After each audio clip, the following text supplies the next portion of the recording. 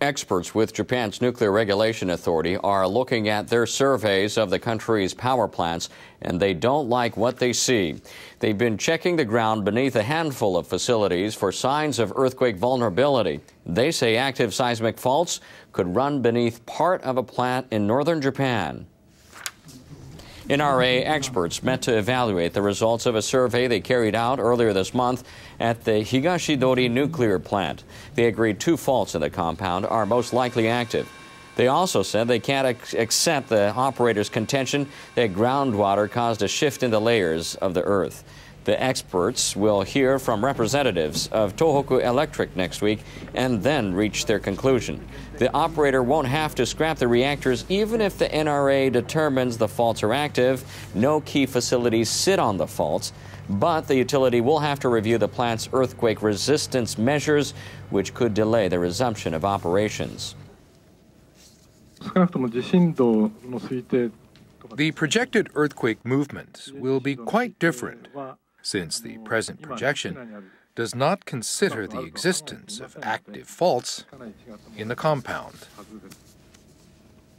NHK World's Yoichiro Tateiwa is covering this story for us. Yoichiro, these plants have been operating for quite a number of years now. Why are we only learning of these issues today? Well, people in Japan have been concerned about the stability of the earth beneath nuclear plants since the quake and tsunami last year triggered the accident in Fukushima.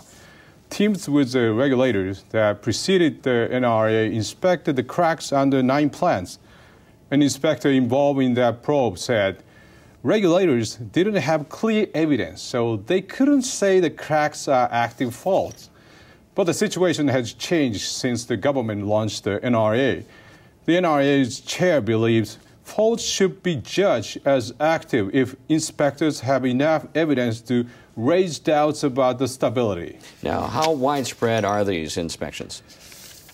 Yes, Jin. NRA officials are looking at 6 of Japan's 17 commercial nuclear plants and 1 major testing nuclear plant.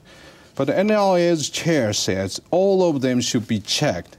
Higashidori is the 3rd one to come under question. NRA inspectors first look at the Oi plant in central Japan.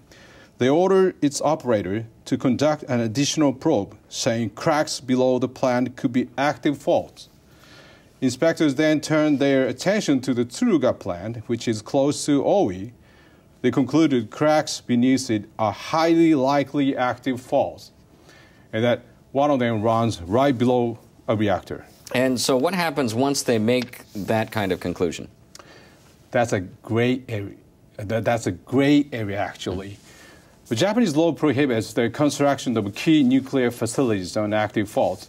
And so, in theory, the Tsuruga plant should be scrapped. But plant operators dispute that conclusion. The problem is there are no laws or guidelines dictating the process for shutting down the reactors that sit on active faults. Existing law states it's up to plant operators to decide whether or not to scrap their reactors. 48 of Japan's 50 commercial reactors are offline right now.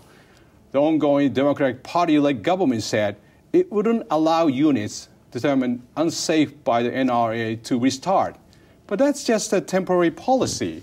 So things could change when the Liberal Democrats take over later this month. All right. Where does that leave the Nuclear Regulatory Authority?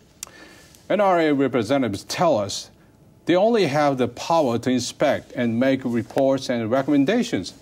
But they are revising the regulations right now.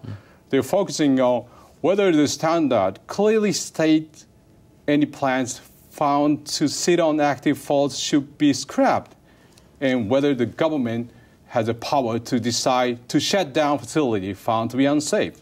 All right. Thanks for this, Yoichiro. Welcome.